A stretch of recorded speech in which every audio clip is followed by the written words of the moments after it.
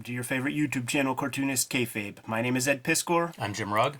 Hayao Miyazaki's Shuna's Journey is under the microscope today on the channel. We are a daily YouTube channel, and we have more than 1,500 videos to date. So we might have talked about your favorites. Hit the magnifying glass on the front page of the Cartoonist Kayfabe channel to see if we covered your favorite comics, and check out those episodes. Kayfabe-tober is upon us. Take a little screen cap of what is before you, man. This is the prompt list for Kayfabe-tober, and we want you guys to @ us on Instagram and Twitter and Facebook, and we will reshare the best of the pieces that you guys show off online. We have a Patreon for the King of Kayfabers to mitigate the kayfabe effect and get the scoop on the comics that we're talking about before anybody else. There's a couple ways they do that. They're hanging out with us in a live stream chat room that is going on as we record these videos, so they get to see all the comics before we even edit them, and then they get the final edited videos before anybody else, and makes it possible to get the cheapest copies of the comics that we're talking about.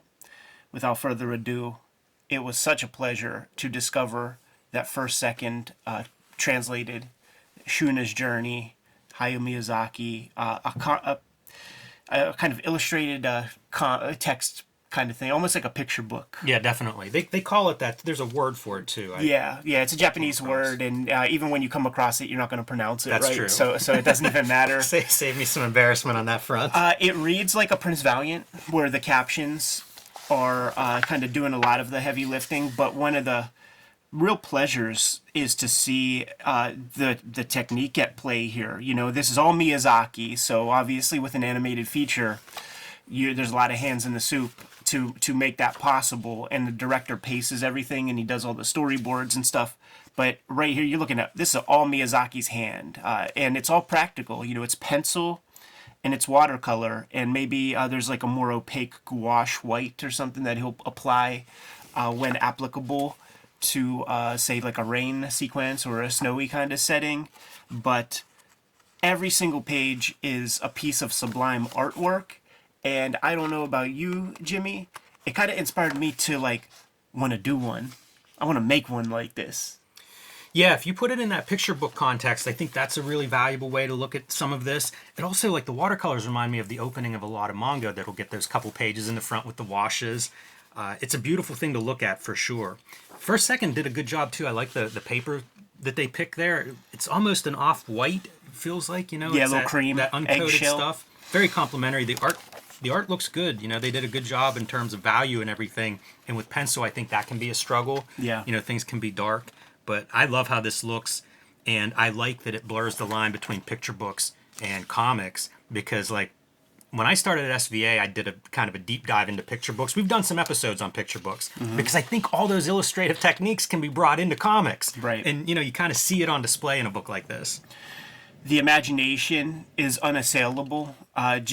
He's an incredible creator, because whenever he makes a new film, he's creating a new set of rules and physics and culture in every single one of his motion pictures, his animated features. I love this spread too, because there's not a lot going on there, and yet I can almost imagine standing in the middle of that field of wheat. Yeah, he's able to get great texture using that application of a little bit of pencil, a little bit of watercolor. There's the documentary when something about like dreams is in the title of it, but it's this, you know, Studio Ghibli documentary, and he's working on a set of storyboards, and he's just going ham with the watercolor on top of the boards. The dude has a confident hand, and it's a very rich hand. Something that a lot of watercolorists have a little trouble with is getting good contrast. Like, it's hard for them to get good darks, but he's figured out a way to like do it and to really sell you on the focal points. He did this in 1983-84, somewhere around there. But actually before Studio Ghibli was even a thing, right? You know, a couple years beforehand. But you see the confidence in the hand right off the bat. But just creating a world of unique animals that don't show up in any other films. I think that's a good example of, you're talking about like watercolor and contrast. Yeah. It does a lot with color to do the contrast. You know, that little bit of warm on your clouds in the sunset, it's all you need to make the blue pop. Right. And something like the rock textures, I mean, you could really get lost in creating that, but he creates these big, simple shapes, and there's no question what it is. Cartoonist Kayfabe is brought to you by the books that we make, and we have a lot of stuff coming out in the very near future. Sooner than later, in mid-October, comes the Hip Hop Family Tree Omnibus for the 10-year anniversary of my Hip Hop Family Tree series. After that comes X-Men Grand Design Trilogy, which collects all 3 volumes of my X-Men Grand Design comics. There are 2 trades of Red Room out there right now. Antisocial Network and Trigger Warnings, but the third, called Crypto Killers, is coming out in January. Jimmy's been self-publishing some comics and magazines lately. The Black and White zine, 1986 zine, and True Crime Funnies are coming to you sooner than later. October, what date? 26. 26th is going to be a sale at his website. Make sure you jump on that. Finite copies available. Street Angel, Princess of Poverty is coming to you in November. It is a companion piece to the Street Angel Deadliest Girl Alive trade paperback, and before you is a bibliography of all the stuff that we have on the stands to date. Now let's get back to the video. The landscapes are breathtaking. Totally. The one part that gets a little tough is through no fault of his, but it was a creative challenge for the letterers. Yes. To where do you put the lettering? Like, for instance, this one should probably have gone here. Yeah, that spread, I think that's true. And sometimes I run into which is the next lettering that you read. Because sometimes these images will stretch across pages and you're reading right to left. So occasionally that was something that would bump me. But the biggest one is sometimes the lettering is on something dark. Yeah. And, you know, even if you backed it out, maybe that would have been a solution. But there are a couple of spots where the lettering could, I think, be handled a little better. Like, here's a good one right there. And, you know, they're doing everything they can to give you as much artwork as possible. You know, that was one of the things. Man, I love this stuff. It's almost like he's doing his set designs, you know, and they're Absolutely. just, they're you can imagine this would be like the matte painting. Right. You know, like, oh, we're going to be here for a little bit, so this gets the beautiful treatment. Yeah, just unbounded imagination. It's a weird story, but I think that the weirdness of it, and what I mean by the weirdness is it kind of like lacks the 3-act Aristotelian system that we're all familiar with and used to.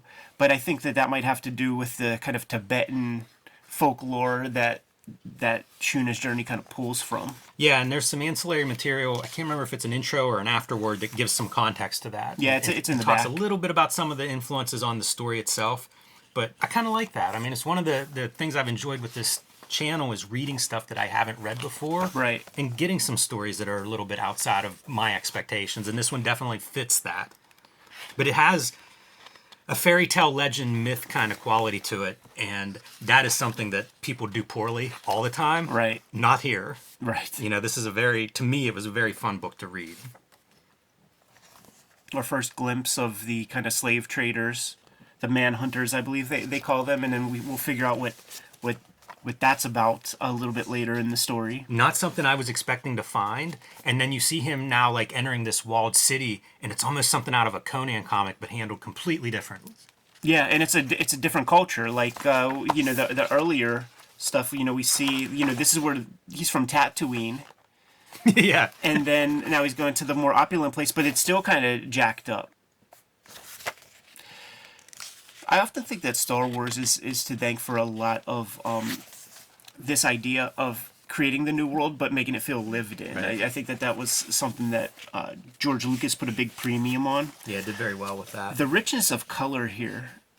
There are these spots where you could tell that Miyazaki's kind of getting deep, and he'll apply a lot of color. Like, for instance, that is a hazy, kind of subdued, muted set of color, and then just the richness where he's using, probably not doing like some kind of underwash, and just using like straight from the cake watercolors. By the way, what a coup for First Second to Absolutely. get a book like this. Absolutely. Talk about a heavy hitter. It reminds me when, I can't remember when they started, but they must be around now for 20 plus years. They had that Louis Trondheim, I think it was Louis Trondheim, it was one of their first releases, was Alien. I hope I'm not messing up who the artist was, but it was a European guy doing a story that was like so far outside of whatever my expectations were at that time. Right. And this reminds me of that a little bit. You know, like they cast a wide net. Right. I love this image because of that kind of like lived in feeling. Like you have the cement wall, you have pock marks, which implies that some stuff went down, and then like the kind of like little missing tiles, but you see them all over. Like it it suggests what that area was in the past, and it's pretty beautiful. Yes, I like the opulent, tiles. but then it gets turned into a very dark. I mean, this guy's nearly a pimp. This is Yes. human trafficking, and is going to sell these defiant young girls who literally are like, if you have to buy me to save me, I don't even want that. Yeah, it's pretty disturbing stuff, and in the cartoony style, it's weird to see it like, I don't know, glossed over a little. Yeah, one of the this is a treatment. Miyazaki wanted this to be a movie. He was kind of excited about getting this, on the screen, but ultimately couldn't get the financial backers on board. But being a true artist and really wanting to do this, he went this route. Not far unlike the Nausicaa manga that he did. Where he's just starting out Ghibli and really needs to sell money people on the idea of what this is. So tell the story twice in very, very, very rich, detailed comics, and then turn it to an anime. Who did this thing a lot in like Ninja Scroll and stuff? The old person with the big kind of warts and stuff like that's a motif. There's the little spy guy in Ninja Scroll has that big Cocoa Puff. And in a lot of Miyazaki stuff, there will be old haggard ladies with just the biggest, like you can't That's stop good. but stare at it. See, when you get the smoke and stuff here, like, could that be a gouache? Or I know that there's like transparent watercolors and more opaque ones. Or is it gouache that there's more transparent gouache and then more opaque gouache? I have no idea. It's so hard to tell too. You'd think that would show up if he was putting gouache on top, that you'd be able to tell, like, you'd see some paint texture. And I feel like I see it. Yeah, there might be a little bit here and there. I think a what lot of that's that's probably planned. I think, but I could be wrong. Maybe it's a white wash. Right, like this one feels planned, but this one feels like, like he got that color and then he put something over top. I don't know. It's neat to see him do action, Right. in this kind of style. Like, action's not something I think of in like a watercolor. This like this kind of a picture book-esque style. I just don't expect it. But now and then you see those moments of action and they work. Also, like, just simple storytelling. They're running at us, the reader, running away now. Simplest thing you could possibly draw in some ways, but also communicates an action and a pursuit really well.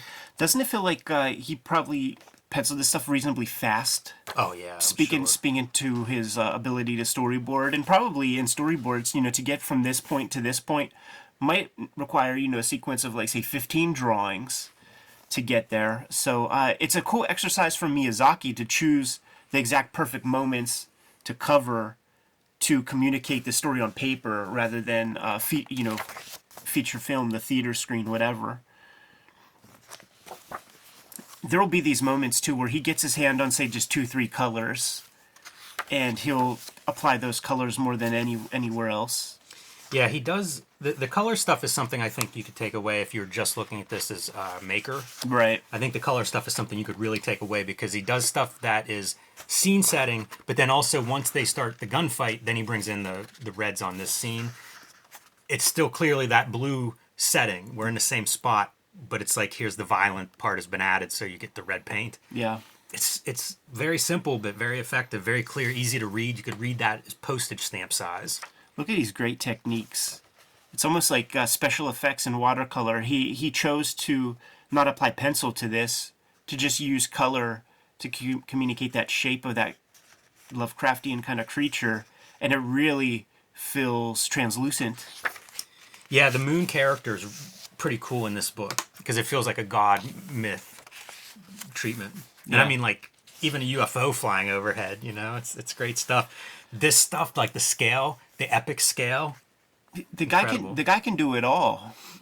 The guy can do it all. Look at that, man. Just kind of getting some lunch on some bones. It shocks me to think of his career and how successful he's been, and this is the first English translation of this work that's been around for 40 years. we get made fun of all the time as a culture when I'm out there for the stuff that kind of just comes into translation. And this will be an example, I'm sure. If I bring up that, yeah, we just got this, they're going to just think we're so passe. Just, once again, that imagination on every page. We had rock textures before. Now we have them chilling on some dino bones. And now we have, like, these crystalline kind of structures. This is another, like that 3 spread sequence that you just outlined. Another one for a maker to take away is like, think of how boring you could. He's just walking, Right? You know what I mean? He's just walking. But what do we have? All these different textures, colors, dinosaur bones. So much more interesting than it has to be.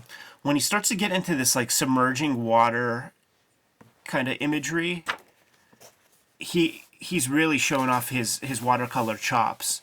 It is undeniable that some of that hand is above water and some of that hand is below, and the subtleties with like the gun just kind of protruding, the shadows of these plankton type prehistoric fish in the sort of rock texture below. I'm worried about his gun.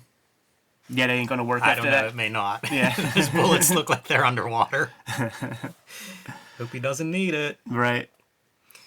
It's funny, you get in some of these pages too, you'll see he'll sign Maya on a few of them, but you also see the dates down in the corner sometimes where you get like the 1983s and things showing up. Right, here's a good example right there, man. It's beautiful spread. Man, when you talk about scale. That's the other thing too. Each of these images is so well composed. And he's playing with that kind of like rule of thirds and making sure not to put our guy in the middle of these images. And if he does put him in the bottom half there, you got to have a focal point on the opposite page.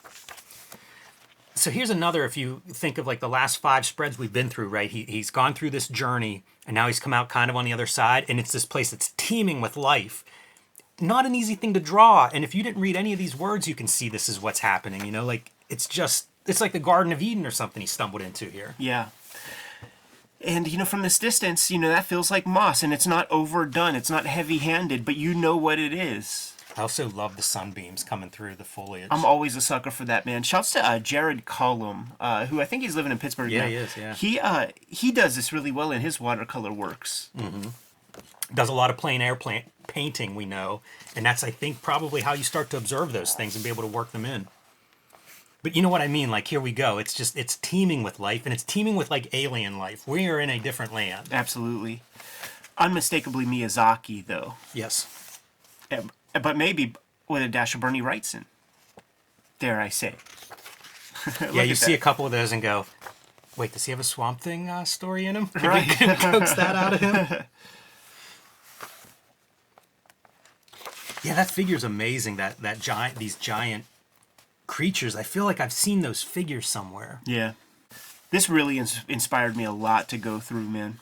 So there's your moon creature dumping the humans. So we discover that, like, the manhunters, the slave traders, it was like a human sacrifice to the moon god who dumps them into this little cocoon thing, and then out comes Swamp Things. Now, another thing that you get, see, here's one of, like, probably the worst of the lettering. And truly, it's like, well, what can you do? Because you don't want to cover up too much Miyazaki artwork. Yeah, if you look at that spread, I don't really see anywhere else you could put that. Yeah, it's impossible to tell. But, like, this is a good one.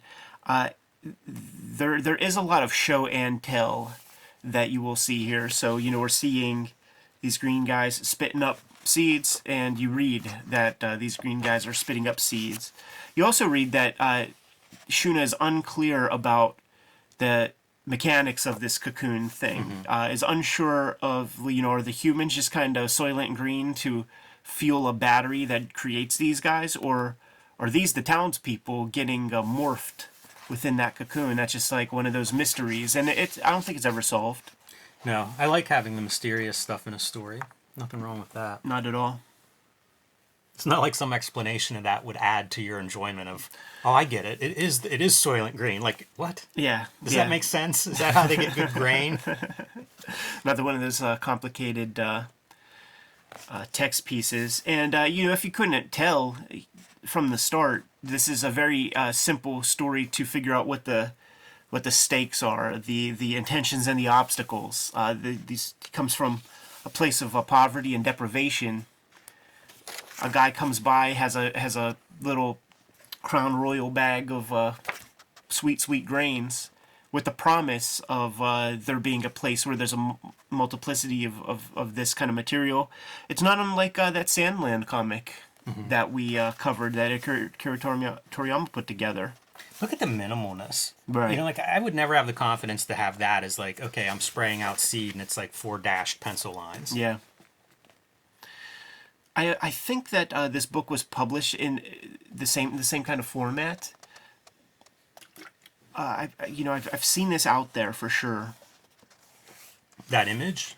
This book. Oh, gotcha. Okay. Yeah, this book, and I think it's this sort of the same size. So I say that with what you said in mind about like the 4 dashes. Like it was never printed kind of smaller. Now we revisit our little human trafficked kids. Yeah, and I think we glossed over it, but he had gone back in the middle of the night and freed them. And Yeah. then before he enters this alien land, they split up and they head north, and he goes into this climbing down the mountains and stuff. So He doesn't do it much, but this is very clear wet on wet kind of sky. And I wonder, when people talk about watercolor, they say that you have to allow for some chaos to happen, and then you got to kind of pull everything together at the end. But this looks like, because this is like the only one of these skies in here, I think maybe he fucked up on his original piece and then had to kind of save it. maybe there's some of that technique at the bottom too. If you look, there's Right. like you can see kind of these lines being pulled down. Right. So it might have been something he was trying. And This is another little piece where I think he's using a little opaque media that looks like it. to communicate, the smoke. Coming up with the imagination to populate the interiors of there's no reference for you to have. Any reference that you have, you're pulling from secondary sources. Some Zelda type shit. And I think he just is he thinks through these worlds, man. He really thinks deeply about this stuff. So here's an interesting bit in story-wise: is Thea, our character that was a slave and was freed, just has a sense that Shuna's near. Yeah. And this is what we see, but it's done in this blue, which you could say is night, but I would say it's almost fairy tale, Right. Because we had gone from realistic lighting and color to suddenly the blue when she thinks she's hearing him call for help, and then goes and finds him in this like almost zombie-like state that he's left in after visiting that land and after procuring some of that wheat harvest. Right. And it's not very subtle how Miyazaki gets his way out of this, because as you can tell, there's not very many more pages to go. And I was joking before we put this on cam that like Miyazaki's he's done. Maybe he even has some stuff going on in animation, like that this is like more a passion project. But what happens, and it's explained really only in text. If he was to do a film, I bet you we get a couple of scenes to flesh it out more. But as the harvest grows, he becomes more himself. So he's now tied with nature. But he's kind of a feral boy for quite some time. But as the grains get planted and things start to sprout, he becomes a little less haggard and a little bit more himself. All right, here's another one. If you go through 4 spreads up to this, you get to go from winter, where it is just gray and almost nothing on the pages, to saturated blues and now greens, as like it's full on springtime. Straight up Pittsburgh. You can watch the palette just evolve over those four spreads really clearly. That's the stuff that I want to do in my work, is where like you talk about like there's show and tell, but there's also like show it in a color. Or show it in this detail or this part of the visuals that's not just I'm literally drawing it or whatever. It's like you got a lot of tools there. As I'm working, I'm listening to an audiobook, Take the Gun, Leave the Cannolis, the history of the making of The Godfather. And the back half of the book is all the production and the scenes and the stuff that's being played out. And a lot of it is Francis Ford Coppola's reasoning for all the moments and things like that. And he just describes, it's the beauty of the great audio commentaries of things like Godfather, where he just describes the subtlety of the things that you're seeing on the screen and what he's trying to communicate. One of the big examples with Godfather in mind is he's being taught by the gangsters. Like, you put 2 bullets in them apiece, drop the gun, get out of there, blah, blah, blah. What happens in the flick, he shoots the guy a couple of times. He's holding on to that gun for quite a little while. He walks out holding the gun still and then kind of like drops it to communicate that, like, you're not just a soldier in the United States Army anymore. This is a new game, and you're new at this, but nothing's told to you. You're kind of shown it, and it's subtle. Here's another piece to read on that. There's a Jaws diary. I think it's the guy who screen wrote Jaws, and then stayed with Spielberg and was like a bit actor in the movie, but kept a log of the making of it. Right. You know what we just passed too? Like you were talking about, like he kind of cleans this up pretty quickly here at the end. There's a fable right here, and it's about Thea, our girl's going to get married, creates a, whoever can ride this beast, I forget what kind of creature this is, gets to marry her. So it's almost like you could see a much longer piece that would just be that as like a fable. Right. But instead it's here in 3 panels. Yeah. And it's our homeboy's stag, so like she gimmicked the system. This is the funny part. So he's basically living happily ever after with Thea, but so much goes on in this caption right here. There's like 4 or 5 super visual ideas, because like we go from love, dude. We go from all is right with the world, bountiful amounts of food, to like war, and you're like, what happened here? And it's all explained right here, which is probably an indication of like Miyazaki got some other stuff going on. He's done his 150 pages already. Let me get the hell out of it, because it isn't much further. There's 2 pages left. So he's like, fuck it, I'm done. No more of this. I'm an animator. I'm not a mangaka. And by the way, it ends with, Shuna's journey is not over yet.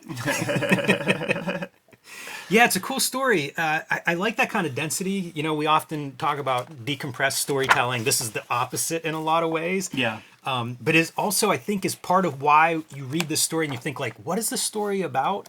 And it's because of certain details are glossed over, like it is this journey rather than a conclusion, or having that 3-act structure of Act 3 is, okay, I got the grain for our people. Like, it's implied here, but it's definitely not the focus of the story. So you end up with kind of these other elements to linger on and think about. Yeah, super cool.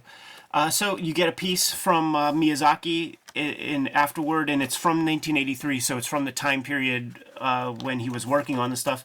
You have some intel from the translator to go along with this as well, from 2022.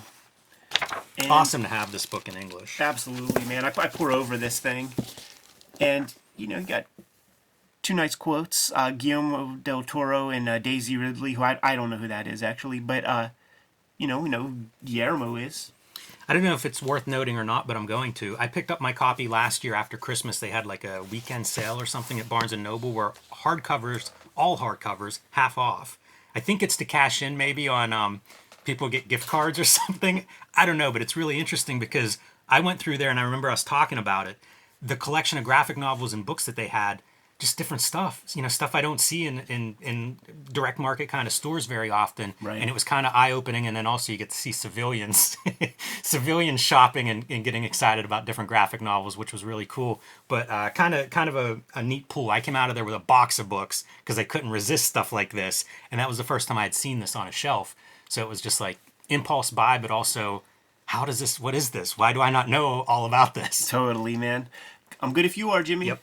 Kayfabers, like, follow, subscribe to the YouTube channel, hit the bell so that we can notify you when new videos are available. Here is the Kayfabetober prompt list for 2023. Take your screen grab, make sure that you participate, and make sure that you @ us in those posts so that we can repost as many of those as possible. We have a Patreon where the King Kayfabers get the scoop on all the videos that we're putting together before anybody else. Gives them that opportunity to scoop up those comics at the cheapest prices online and at their local comic shops. More than 1,500 videos on the channel as we speak. We might have talked about your favorites. Hit the magnifying glass, give a search to your favorite comics on the channel. If they turn up, then we'll check out those vids. If not, let us know so that we could put those comics a little bit higher on our to-read piles. But ultimately, the videos are brought to you by the books that we make. And Jimmy, I think it's time for you to let the people know what their marching orders are in terms of what you have coming out soon.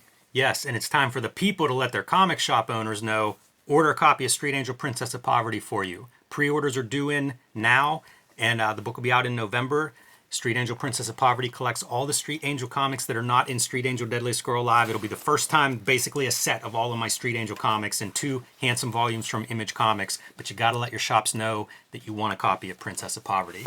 I've been self-publishing lately. These are a selection of the zines that I have done. The BW zine celebrating the Black and White Explosion comics of the 80s, the 1986 zine celebrating the greatest year in comics history and also maybe the most influential year, after the Golden Age. And True Crime Funnies, 3 nonfiction stories, including a couple of wrestling yarns. I'm actually working on some follow-up stories from this issue right now. You can see some of those on my social media. These will be for sale on my website October 26th. It's basically a fall holiday sale. I am stocking up and getting ready for that now. Mark your calendars. October 26th, you'll be able to order all of these directly from me at jimrugg.com. If you can't wait that long, join patreon.com/jimrugg where you can download some of these out-of-print zines and mini comics. The time is upon us. The Hip Hop Family Tree Omnibus is hitting stores within a couple of weeks, October 18th to be exact. It's a 10-year anniversary of Hip Hop Family Tree. It's the 50th anniversary of hip hop culture, and we made the ultimate statement with this book. It's the best book that I've made to date, and I really hope that you add it to your libraries at home. More than probably 75% of the print run has been accounted for between online stores and personal purchases and stuff. So if you have any designs on getting yourself a copy, you got to make sure that you scoop it up and get your name put on one, because this print run's going to go pretty quick. And the X-Men Grand Design Trilogy trade paperback is coming out in November. It's going to collect all of my X-Men Grand Design work, which some of that is out of print at this moment right now. So it'll be your opportunity to get all my X-Men Grand Design in one handy collection. There are 2 trade paperbacks of Red Room on the stands today. There is the Antisocial Network and there is Trigger Warnings, but in January comes the 3rd in the trilogy. It's going to be called Crypto Killers. Same red cover motif. Whenever I get my comps on that, of course, I'll show them off to you. But put your name on a Crypto Killers as soon as possible, and use your Christmas money. We'll ship it very promptly in January.